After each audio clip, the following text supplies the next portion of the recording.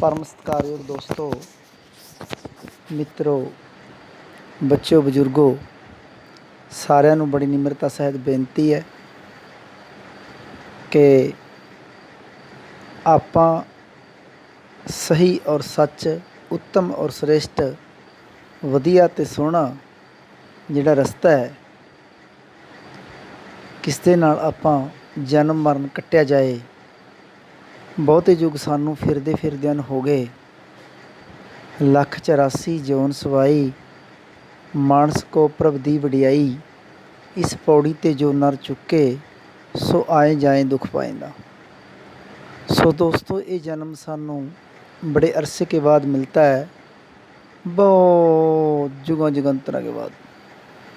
ऐसा भी दस्या इतिहास के अंदर, लखी नागा करोड़ी कागा, लखां साल काग की उम्र है, करोड़ां साल लखां साल काग की उम्र है। काग की नाग की उम्र है, नाग मैंने सप, और करोड़ां साल काग की उम्र है। किन्नी गर्मी है, किन्नी सर्दी है, सप की दशा किन्नी है, लखां साल जिंदा है, गर्मी के विच भी जिंदा, सर्दी के विच भी जिंदा है। जिथे दिखता तो मारन आंदे, काग नूं देखो, कां नूं जिथे भी होता है वहीं पर लोग मारने की सोचते हैं उसको, भी कां कां करदा रहिंदा, आवाज़ भी सोहनी नहीं, उम्र किन्नी भोगनी पैंदी आ, करोड़ां साल दस्या। दोस्तों, ਆਪਾਂ ने इनसान जन्म मिलिया बहुत अरसे तो बाद, ਆਪਾਂ इस दे अंदर बैठ के वो करतब करिए जो ਆਪਾਂ जुगा जुगंतरां च नहीं कर सके। ਆਪਾਂ वो करतब करिए जिसनूं करन वास्ते देवी देवते भी तरसदे ने। इस देही को तरस है देव, सो देही पजहर की सेव। इस देही ਨੂੰ देवते भी तरसते हैं, ऋषि मुनि जोगी जंगम सन्यासी सब तरसते हैं। मिली नरदे ये तुमको, ये नरदे मिल गई, कुछ अपना काम करो। अपना काम की है? आपे अपने आप ਨੂੰ जानना, आत्म राम ਨੂੰ जानना। आत्म रस चे जानिए सो है खालस दे, परब में मोह में तास में रंचक नहीं पेत। सो दोस्तों, ਆਪਾਂ अपने आप ਨੂੰ जाने, आप पछाणे ਤਾਂ सौ जाने, अपने आप ਨੂੰ ਪਛਾਣੀਏ ਤਾਂ 100 ਨੂੰ ਜਾਣ ਸਕਦੇ ਹਾਂ। ਸੋ ਦੋਸਤੋ, ਜਿਹੜੀ ਅਸੀਂ ਪੂਜਾ ਇਬਾਦਤ ਭਗਤੀ ਕਰਨੀ ਸੀ ਉਹ ਸਰੀਰ ਦੀ ਨਹੀਂ ਕਰਨੀ ਸੀ, ਸਰੀਰ ਦੇ ਅੰਦਰ ਬੈਠ ਕੇ ਕਰਨੀ ਸੀ, ਦੇਹ ਦੀ ਨਹੀਂ ਕਰਨੀ ਸੀ, ਦੇਹ ਦੇ ਅੰਦਰ ਬੈਠ ਕੇ ਕਰਨੀ ਸੀ। ਆਪਾਂ ਗੁਰੂ ਧਾਰਨ ਨਹੀਂ ਕਰਨੇ ਸੀ, ਦੇਹ ਗੁਰੂ। ਆਪਾਂ ਗੁਰੂ ਧਾਰਨ ਕਰਨਾ ਸੀ। ਕਿਹੜਾ ਗੁਰੂ ਧਾਰਨ ਕਰਨਾ ਸੀ? ਜਿਹੜਾ ਸਾਡੇ ਅੰਦਰ ਹੈ, ਜਿਹੜਾ ਸਾਨੂੰ ਚਲਾ ਰਿਹਾ, ਜਿਹੜਾ ਸਾਨੂੰ ਜਗਾ ਰਿਹਾ, ਜਿਹੜਾ ਸਾਨੂੰ ਚਿਤਾ ਰਿਹਾ, ਜਿਹੜਾ ਸਾਨੂੰ ਜਿੰਦਾ ਰੱਖ ਰਿਹਾ। ਆਪਾਂ ਕਿਹੜਾ ਗੁਰੂ ਧਾਰਨ ਕਰਨ ਲੱਗੇ? ਬਾਹਰ ਦੇ ਹੀ ਗੁਰੂ। ਕਿਉਂਕਿ ਕਬੀਰ ਸਾਹਿਬ ਨੇ, ਰਵਿਦਾਸ ਨੇ, ਨਾਮਦੇਵ, ਧੰਨਾ ਤਰਲੋਚਨ ਨੇ, ਔਰ ਇਹਨਾਂ ਮਹਾਂਪੁਰਖਾਂ ਨੇ, ਧੰਨਾ ਜੀ ਵਰਗਿਆਂ ਨੇ, ਸਾਰਿਆਂ ਨੇ ਦੇ ਗੁਰੂ ਦਾ ਵਿਰੋਧ ਕੀਤਾ ਹੈ। ਸੋ ਦੋਸਤੋ, ਇਹਨਾਂ ਪੁਜਾਰੀ ਲੋਕਾਂ ਨੇ ਸਾਨੂੰ ਫਿਰ ਜਿੰਨਾ ਸੱਚ ਉਭਾਰ ਕੇ ਕਬੀਰ ਜੀ, ਨਾਨਕ ਜੀ, ਰਵਿਦਾਸ ਜੀ ਇੰਨਤ ਸੀਹੇ ਦੁੱਖ ਸਹਿ ਕੇ ਵੀ ਉਹ ਲੈ ਕੇ ਆਏ ਸੀ ਸਾਡੇ ਵਾਸਤੇ, ਭਗਤੀ ਸਟਾਰਟ ਕੀਤੀ ਸੀ। ਸੋ ਦੋਸਤੋ, ਉਨੇ ਹੀ ਆਪਾਂ ਪਿੱਛੇ ਚਲੇ ਗਏ।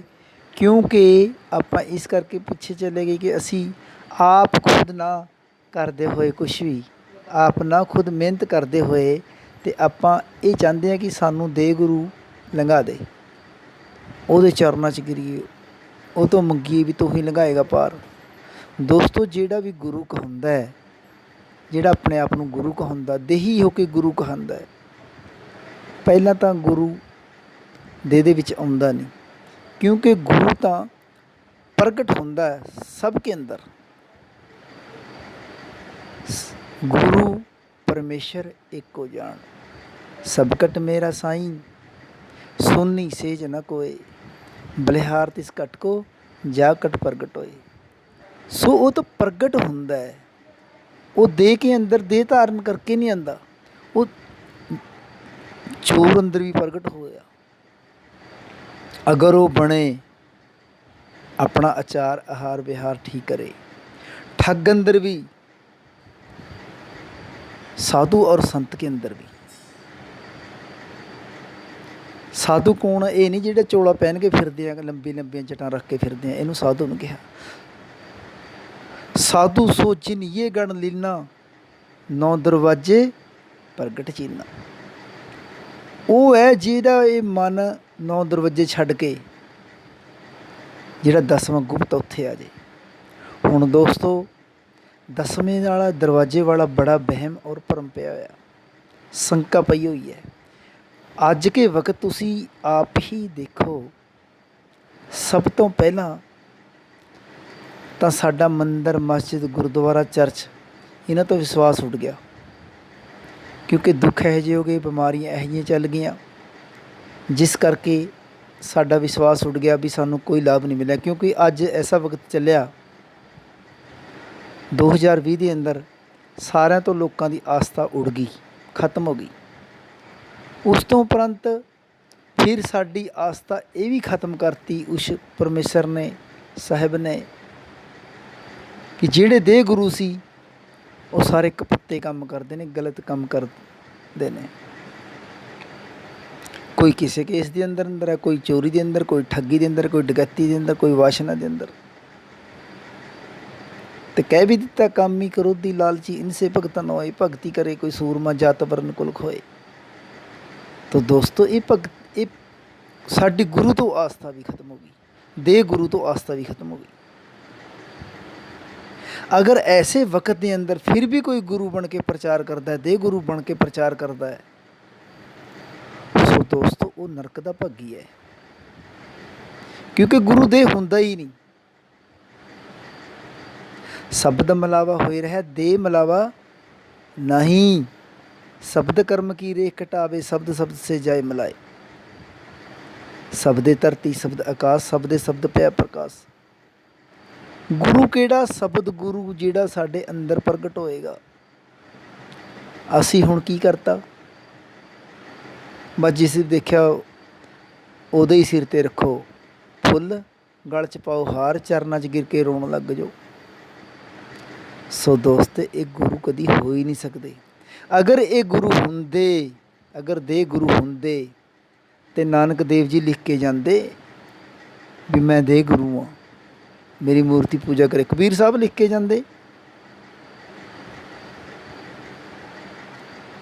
ਰਵਿਦਾਸ ਜੀ ਲਿਖ ਕੇ ਜਾਂਦੇ ਵੀ ਦੇ ਗੁਰੂ ਦੀ ਲੋੜ ਹੈ। ਸੋ ਦੋਸਤੋ, ਕਿਸੇ ਨੇ ਦੇ ਗੁਰੂ ਦੀ ਮਹੱਤਤਾ ਨਹੀਂ। ਉਹਨਾਂ ਨੇ ਦੇ ਗੁਰੂ ਦਾ ਖੰਡਨ ਕੀਤਾ। ਅਗਰ ਉਹਨਾਂ ਦੀ ਸੱਚੀ ਉਪਦੇਸ਼ ਆਪਾਂ ਸੁਣੀਏ, ਸੱਚਾ ਜਿਹੜਾ ਗਿਆਨ ਸੁਣੀਏ, ਉਹਨਾਂ ਨੇ ਦੇ ਗੁਰੂ ਦਾ ਖੰਡਨ ਕੀਤਾ ਹੈ।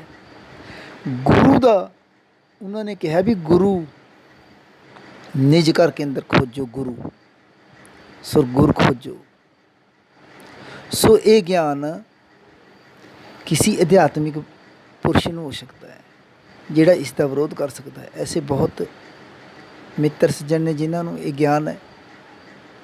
ਔਰ ਜੇ ਕੋਈ ਜਿਹੜਾ गुरु ने प्रगट होना है, जे कोई गुर की बात सुनावे, सो भाई सो मेरा वीर।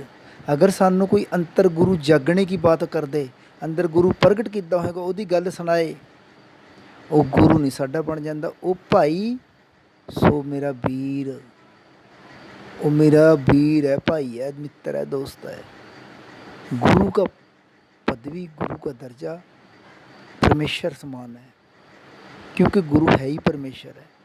गुर करता गुर करने जोग, गुर परमेश्वर है भी होग। 3 लोक 9 खंड में गुर से बड़ा ना कोई, करता करे ना कर सके, गुरु करे से होए। सो दोस्तों, गुरु वो चीज़ है ਜਿਹੜਾ ਸਾਡੇ ਹਿਰਦੇ ਦੇ ਅੰਦਰ ਪ੍ਰਗਟ ਹੋਏਗਾ, ਉਸ ਨੂੰ ਆਪਾਂ ਗੁਰੂ ਕਹਿੰਦੇ ਹਾਂ। ਪਰ ਇਹ ਜਿਹੜਾ ਇਹ ਜਲ, ਵਾਯੂ, ਅਗਨੀ, ਪ੍ਰਿਥਵੀ, ਹਵਾ, ਆਕਾਸ਼, 5 ਤੱਤ ਕੇ ਪ੍ਰਿਥਵੀ ਮਿੱਟੀ ਵਰਗੇ ਨੂੰ ਇਹ ਜਿੰਦਾ ਰੱਖ ਰਿਹਾ ਸਾਡੇ ਅੰਦਰ, ਉਹ ਗੁਰੂ ਹੈ।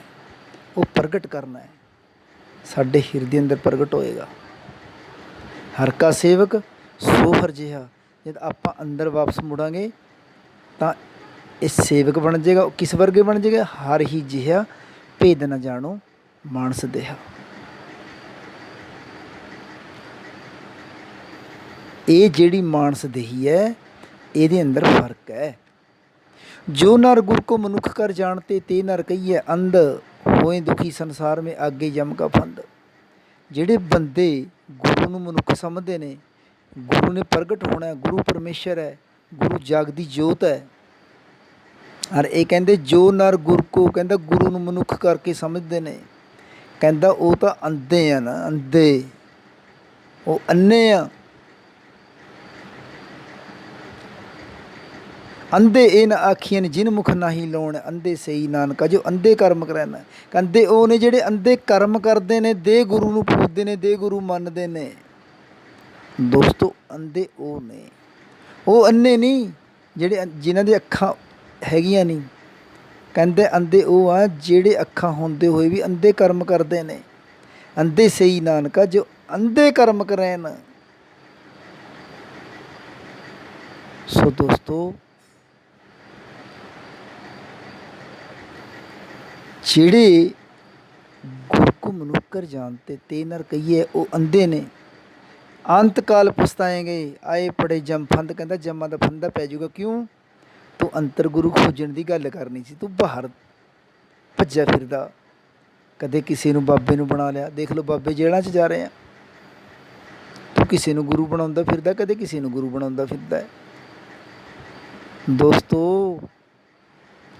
ਗੁਰੂ प्रगट होंदा है सब कट, मोको कहाँ ढूंढे रे बंदे मैं तो तेरे पास में, खोजी होए तुरंत मिल जाऊँ एक पाली की तलाश में।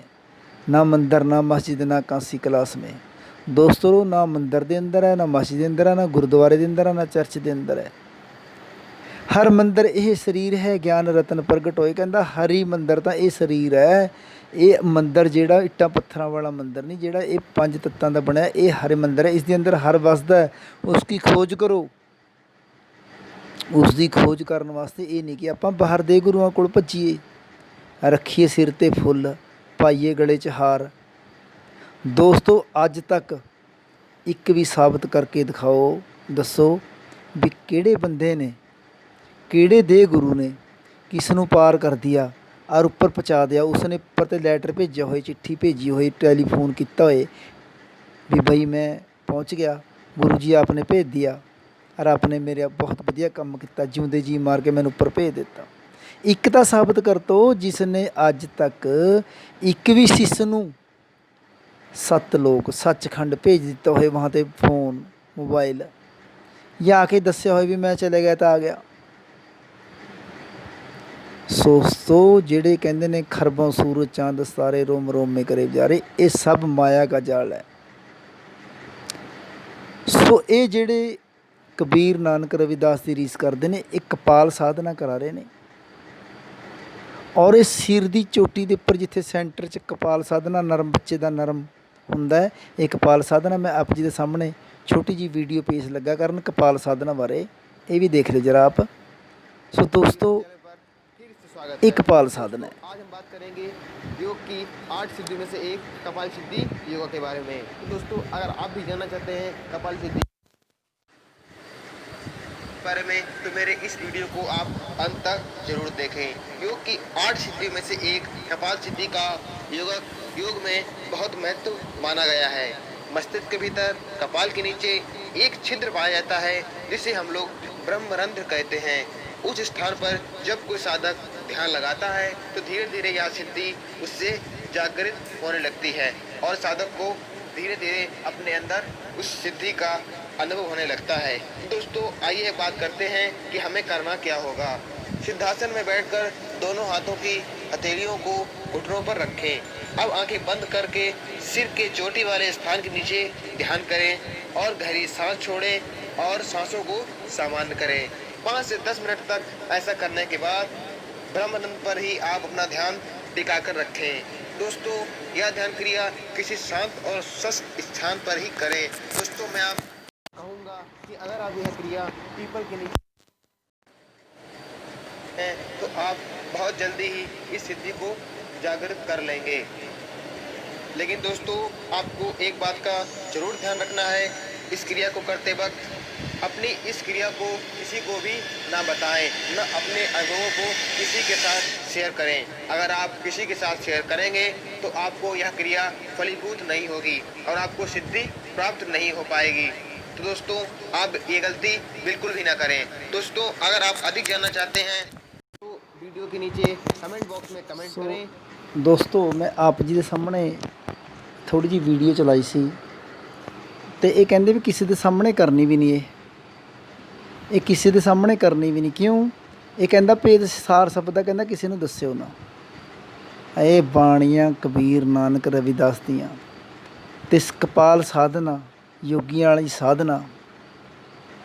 ਦੋਸਤੋ, ਮੈਂ ਕਿਸੇ ਵੀਡੀਓ 'ਚ ਆਪ ਜੀ ਨੂੰ ਖੋਲ੍ਹ ਕੇ ਦੱਸੂੰਗਾ ਕੱਲੀ ਕੱਲੀ ਕਿਆ ਸਾਧਨਾ ਹੈ, ਕਿਹੜੀ ਸਾਧਨਾ ਹੈ, ਕਿੱਥੇ ਜੋਤ ਨਿਰੰਜਨ ਹੈ, ਕਿੱਥੇ ਓਂਕਾਰ ਹੈ, ਕਿੱਥੇ ਨਿਰੰਕਾਰ ਹੈ, ਕਿੱਥੇ ਸੋਹੰਗ ਹੈ, ਕਿੱਥੇ ਸ਼ਕਤੀ ਹੈ, ਸਤਨਾਮ ਹੈ, ਕਿਹੜੇ ਮੰਤਰ ਨੇ, ਕਿਹੜੇ ਜਾਪ ਨੇ, ਕਿਹੜੇ ਸਾਨੂੰ ਕਰਨੇ ਚਾਹੀਦੇ, ਕਿਹੜੇ ਨਹੀਂ ਕਰਨੇ ਚਾਹੀਦੇ, ਕਿਹੜੀ ਭਗਤੀ ਕਰਨੀ ਚਾਹੀਦੀ ਹੈ। ਜੰਤਰ ਮੰਤਰ ਤੋਂ ਸਭ ਝੂਠ ਹੈ और जेड़े ध्यान लगाने ये भी झूठ है। किते भी योग साधना के बारे में किते गुरु ग्रंथ साहब के अंदर नहीं लिखा, समाधि के बारे में लगाने के बारे में कितने नहीं लिखा। इन्होंने कबीर नानक रविदास जी बाणियां दा अर्थ का निरर्थ करके दोस्तों जीवां नूं फसाने वास्ते, अपनी दुकान चलाउण वास्ते कबीर नानक रविदास जी ने दसो किहदे कोलों पैसे मंगे, किहदे तो गਲਾਂ 'ਚ हार पवाए आ, किहदे तो अपने सिर ते फुੱਲ रखाए आ, किहनूं कहा कि 10वां द्वार सिर दे उत्ते आ। इस सिर दे उत्ते जिहड़ा 10वां द्वार है ये योगियां दा है। 9 द्वारे जगत के 10वें जोगी साध, 10वें जोगी साधां दा उपरले पासे 10वां दरवाजा है। जिहड़ा कबीर नानक रविदास जी ने कहा, उन्होंने साफ कहता गुफा अंदर रख के प्यारे वाजा पवन बजाया, 9 द्वारे प्रगट किए 10वां गुप्त रखाया, गुरुद्वारे लाई भावनी। ये गुरुद्वारे बाहर वाले नहीं, वो गुरुद्वारा अंदर है। लाई भावनी एक ना 10वां द्वार दिखाया, तह नेक रूप नौ निध तिसदा अंत न जाई पाया। सो दोस्तों, वो 10वां द्वार गुप्त है, सब दे पास है, ਆਪਾਂ ਉਸ ਨੂੰ ਪਕੜਨਾ। ਇਹ 10ਵਾਂ द्वार ਜਿਹੜਾ ਜੋਗੀਆਂ ਵਾਲਾ ਹੈ, ਸਿਰ ਦੇ ਉੱਤੇ ਜਿੱਥੇ ਕਪਾਲ ਸਾਧਨਾ ਕਰਦੇ ਆ, ਜਿੱਥੇ ਤਾਲਵਾ ਸਾਡਾ ਹੁੰਦਾ ਹੈ, ਇੱਥੇ ਧਿਆਨ ਲਗਾਉਣਾ। ਇਹ ਨਾਮ ਯੋਗ ਸਾਧਨਾ ਜਿਹਨੂੰ ਕਹਿੰਦੇ ਨੇ, ਇਹ ਧਿਆਨ ਵਿਦੇਹੀ, ਨਾਮ ਵਿਦੇਹੀ। ਦੋਸਤੋ, ਇੱਥੇ ਤੁਹਾਨੂੰ ਆ ਦੀ ਆਵਾਜ਼ ਆਉਂਦੀ ਹੈ। ਉਸ ਤੋਂ ਪਹਿਲਾਂ ਤੁਹਾਨੂੰ ਗਰਿੱਡ ਦੇ ਨੀਚੇ ਜਿੱਦੇ ਚਰ ਦੀ ਆਵਾਜ਼ ਆਉਂਦੀ ਆ, ਉਸ 'ਤੇ ਹੋਰ ਪਹਿਲੀ ਆਵਾਜ਼ ਹੈਗੀ ਆ ਜਿਹੜੀ ਚੀ ਦੀ ਆਵਾਜ਼ ਆਉਂਦੀ ਹੈ। ਦੋਸਤੋ, ਇਹ ਦੱਸੋ ਕੋਈ ਸਾਬਤ ਕਰ ਦੇਵੇ ਧੁਨ ਸੁਣਨ ਨਾਲ ਕਿਸੇ ਨੂੰ ਪਰਮਾਤਮਾ ਮਿਲਿਆ ਹੋਏ।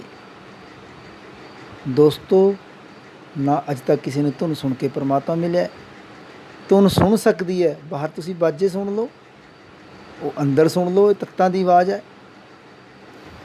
ਇਹ ਜਿਹੜੇ ਸਰੀਰ ਦੇ ਵਿੱਚੋਂ ਚਰ ਕਰਕੇ ਚੇਤਨਾ ਨਿਕਲ ਕੇ ਬਾਹਰ ਸਿਰ 'ਤੇ ਚਲੀ ਜਾਂਦੀ ਹੈ, ਇਹ ਦੋਸਤੋ योगी साधना है। और भगतां की साधना ऐसी है जिसनों नानक देव जी कबीर साहब कहते हैं, कहता ऐसा तरह शरीर छड्ड जाएगा जिस तरह सप कंजली छड्ड जाता।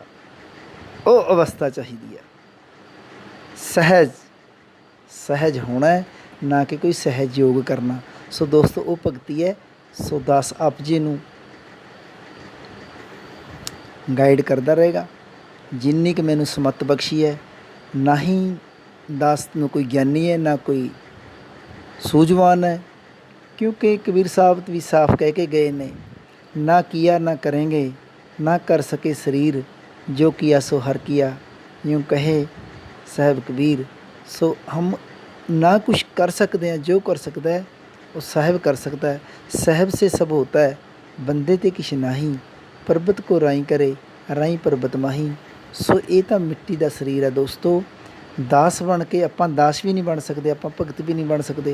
सानू तो वो अपनी शरण विच रखे, अपना दास गोला बना के रखे और जन्म मरण मुकावे, तो वो नाम पदार्थ तो वो जन्म पदार्थ मिले।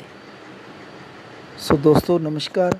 आप एक कपाली तंत्रिक ये साधना छड्ड के सच्ची साधना जो सानू कबीर नानक रविदास जी ने दी वो करिए। ਇਹ ਸਾਧਨਾ ਨਾ ਕਰੀਏ ਤੰਤਰਿਕਾ ਵਾਲੀ, ਸਿਰ ਤੇ ਉੱਪਰ ਧਿਆਨ ਰੱਖਣਾ, ਸਾਰ ਸ਼ਬਦ ਸਾਰ ਭੇਦ, ਧਿਆਨ ਵਿਦੇਹੀ ਨਾਮ ਵਿਦੇਹੀ। ਇਹ ਦੋਸਤੋ ਇਹ ਗਲਤ ਸਾਧਨਾ ਹੈ। ਸੋ ਦੋਸਤੋ ਨਮਸਕਾਰ। ਫਿਰ ਆਪ ਜੀ